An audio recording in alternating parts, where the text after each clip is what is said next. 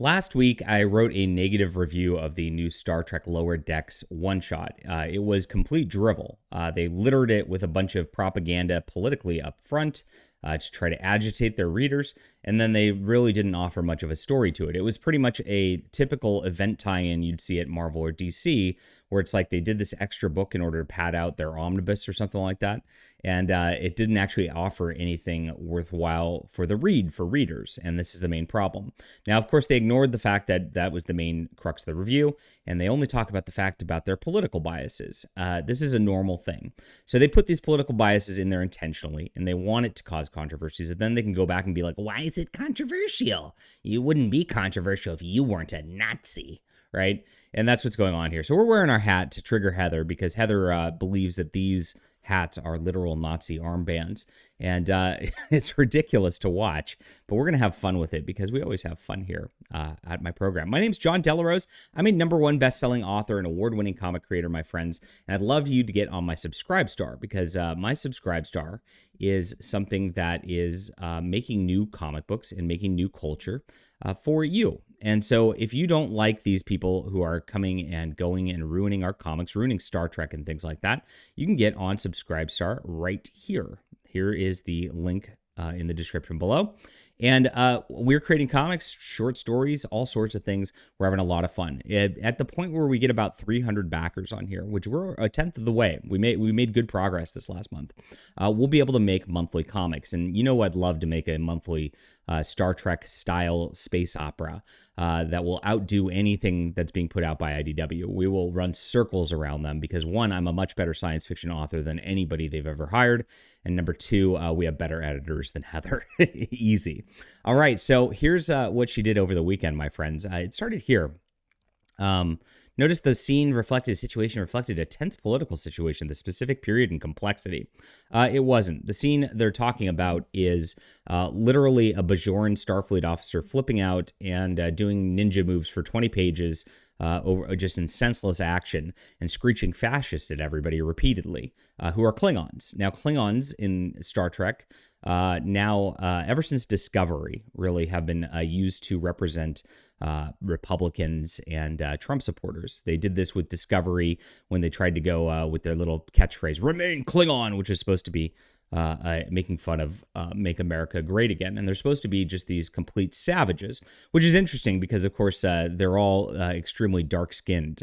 So Heather and these people, at the end of the day, at their basest level, think dark-skinned people are savages, is what it comes down to. Whereas the next generation really went the opposite direction with their culture of honor and all that. So here it is. She keeps going. And this is why she's big mad. Hey, fellas, is being anti-fascist radicalism?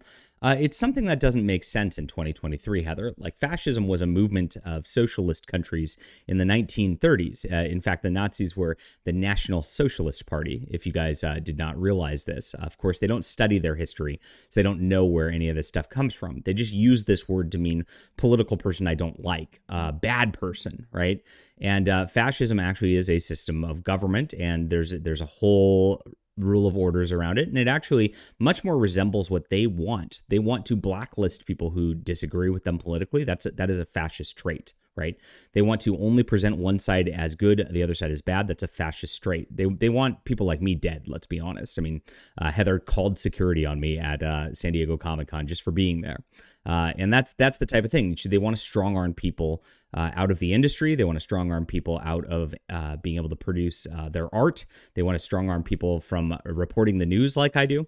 All the above. That is fascism. And so as much as they call themselves and they label it anti-fascist, they much more closely resemble real fascists from the 1930s. And that's the whole, like, gaslighting gambit that they try to run here. But she goes even crazier. Here we go. Here's fighting fascism as a full-time job. As she passive-aggressively continues about a negative review. Now, a guy, Niobe Comics, who's an independent guy who makes Kickstarter comics, and they're pretty good, came out with a great point. Why alienate 50% of readers? Star Trek should appeal to everyone. This is a great point. Not just those who agree with you or your own personal take.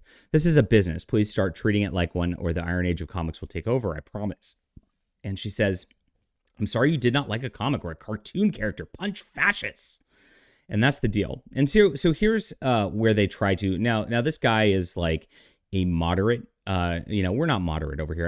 I don't pretend. So this whole thing is a pretend. Like Heather likes to pretend like she's just some normal person or whatever, and we're all crazy, right? And that's how they try to gaslight you here. Oh, you're the one saying you're a fascist. I didn't say you're a fascist. That's how they do things, right? But we know that's what they're implying, and we know that their intentions they're acting in bad faith when they talk like this. And so, like, we can't have a direct, honest conversation with them because they won't be honest. They're always lying 100% of the time. That's what SJWs do. And so this guy's a moderate, and he's like, dude, this is like insulting. Like, I mean, you are just insulting your readership's intelligence at the end of the day. And when she comes at you like this, she is saying you're too stupid to understand what they mean by fascist, which, we know what they mean by fascist. It's very clear. They make it clear. So there it is. They are absolutely committed to hating 50% of people or more in this country. And that's why the comic industry is failing. That's why nobody's reading these books except for me. So she should be trying to appeal to me as the customer at the end of the day. Hey, fellas, is it fascist to call yourself anti-fascist? You see how they try to passive aggressively do this. This guy says being part of the terrorist group Antifa is fascism. Yes, I mean, they literally are a group that goes out there, throws Molotov cocktails at people, tries to loot, break things, of course, cause riots when they don't get their political way. That is a hallmark of fascism. They can't argue in good faith. They can't talk in good faith. And so they have to act like this. This is exactly how Heather acts. If Heather had the capability to be a strong man, she's a small woman, so she would. So instead, she's using her passive aggressiveness in that same sort of way to try to demean anybody who's different than her politically. Really sad. I mean, it's really pathetic as she rants and raves, and of course replies to a bunch of the comments here, just because a review pointed out that the comic was pretty lousy, and it was. At the end of the day, that comic was very low quality. The guy phoned it in, and Heather accepted it as editor. So she did a poor job, and she wants to blame the fans for not liking it. What else is new? So here's the deal. Heather, the heart and soul of Star Trek is not radical left-wing modern 2023-ism. I've actually know Star Trek like the back of my hand, and I would happily debate you on my channel about what Star Trek's about anytime. If you have any kind of morals, if you have any sort of strength in your position, why don't you come on the show? We'll be super nice to you. I won't personally attack you or anything.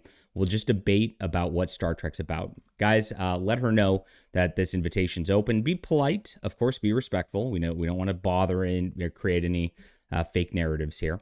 But gosh, I'll make a video on it if she declines, but I think it is a good idea to actually have this debate at this point. If she really holds up the ideal of Star Trek, remember, if you go back to Captain Picard, Captain Kirk, and all that, it's not about just like blindly hating a person.